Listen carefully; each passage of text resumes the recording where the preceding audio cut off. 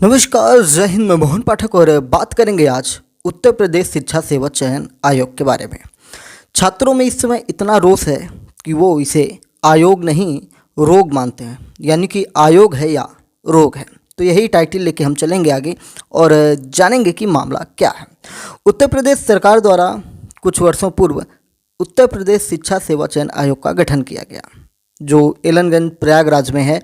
लेकिन इस आयोग से जो छात्रों को उम्मीद थी वो उम्मीद कभी खरी नहीं उतरी है।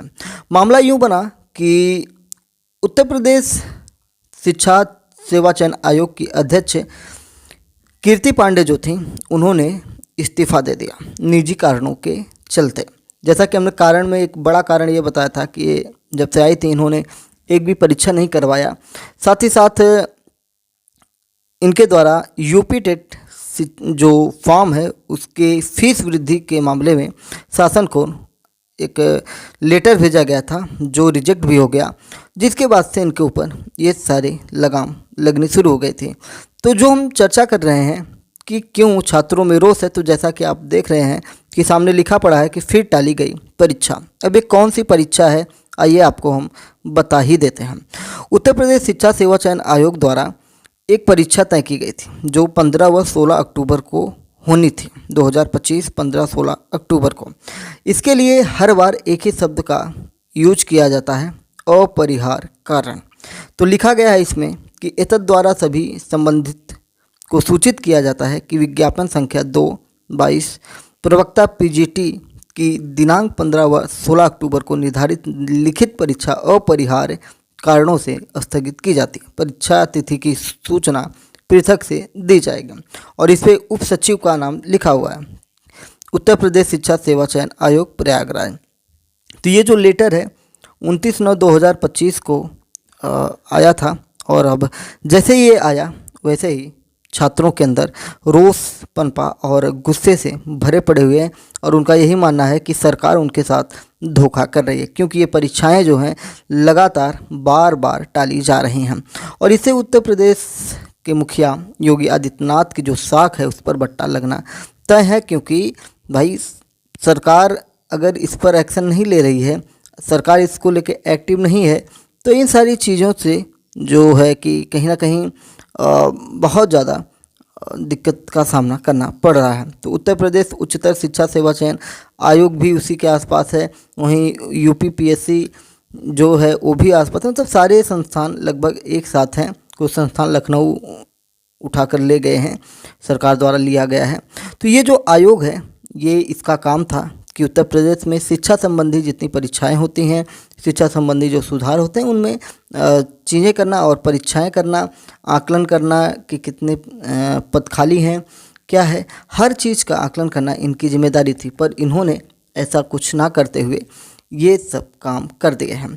शिक्षा सेवा चयन आयोग एक ऐसा आयोग है जो उत्तर प्रदेश में छात्रों के हित के लिए कार्य नहीं कर रही है और ऐसा देखा जा रहा है, क्योंकि आप जानते ही हैं कि 2018 के बाद से उत्तर प्रदेश में कोई भी भर्ती नहीं हुई है और कोई भी परीक्षा करवाने में ये लोग सफल नहीं हो पाए हैं। बार बार इन पर आरोप भी लगते रहते हैं और इनका जो अध्याचन का पोर्टल है कब चलता है कब नहीं चलता है कुछ समझ में ही नहीं आता।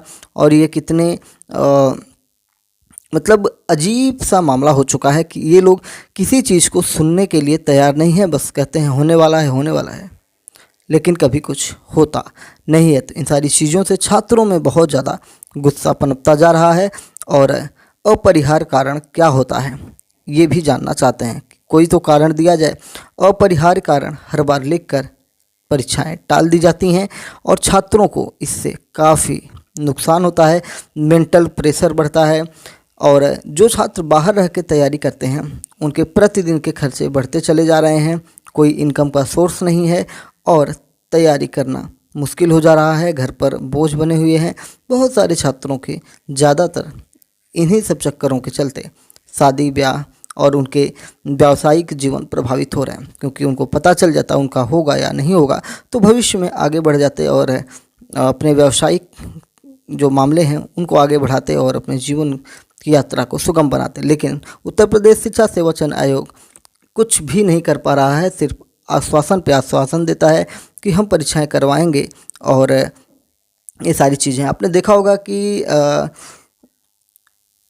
कोर्ट द्वारा एक निर्णय दिया गया कि सभी लोगों को टेट अनिवार्य है, यानी कि सभी लोगों को टीचिंग एलिजिबिलिटी टेस्ट चाहिए, जो नए हैं और जो कई दशकों से काम कर रहे हैं उनके लिए भी। तो उत्तर प्रदेश सरकार ने उसके लिए फिर से कहीं ना कहीं पुनर्विचार की याचिका कह सकते हैं उसको, या जो भी है, तो उस कोर्ट में फिर से जाने को कहा गया है योगी आदित्यनाथ के द्वारा कि इस पर भी से विचार किया जाए कोर्ट के द्वारा।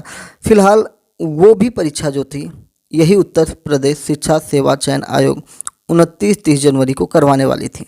तो अभी जो परीक्षा थी जो परीक्षा थी शिक्षक भर्ती पीजीटी की 15 व 16 अक्टूबर को, उसे अपरिहार्य कारणों से स्थगित कर दिया गया। कारण क्या हो तो आपको पता है, क्योंकि इसके पास इस समय अध्यक्ष ही नहीं है। जब अध्यक्ष ही नहीं है तो किस प्रकार से मामला आगे बढ़ेगा। छात्रों का शारीरिक मानसिक शोषण इसके माध्यम से किया जा रहा है, और बीच में तो ऐसा मानसिक शोषण हुआ कि लगभग 3700 रुपये 3600 रुपये 3000 प्लस सिर्फ एग्ज़ाम फीस रख दी गई थी, और जिसके बाद अध्यक्ष ने इस्तीफ़ा ही दे दिया। तो ये सारी चीज़ें जो हैं कहीं ना कहीं बहुत ज़्यादा छात्रों को प्रेशराइज कर रहा है, और जो तैयारी करने वाले छात्र हैं या जो नए छात्र शिक्षा के क्षेत्र में जुड़ना चाहते हैं वो कहीं ना कहीं हिचक रहे हैं कि क्या इससे क्षेत्र में जाना चाहिए या नहीं जाना चाहिए। लोगों को अब संशय भरा पड़ा हुआ है। खैर, बात करें तो सिर्फ कुछ ही पद होते हैं, हज़ारों लाखों में पद होते हैं, और इसके लिए लाखों लाख लोग आवेदन करते हैं। प्रत्येक वर्ष 1 से 1.5 लाख लोग ट्रेनिंग करते हैं। बीएड बीटीसी मिला दें तो 2 लाख के आसपास लोग प्रत्येक वर्ष ट्रेनिंग करते हैं, और सरकार ना कोई परीक्षा करवा रही है। यहाँ तक कि टीचर एलिजिबिलिटी टेस्ट भी उत्तर प्रदेश सरकार द्वारा कई वर्षों से आयोजित नहीं किया गया है। तो ये सारी चीज़ें जो हैं छात्रों के मन में सरकार के प्रति घृणा का भाव उत्पन्न करती हैं, क्योंकि उनको लगता है कि सरकार उनके लिए कोई विशेष या ठोस कदम नहीं उठा रही है जिससे उनके हितों की रक्षा की जा सके।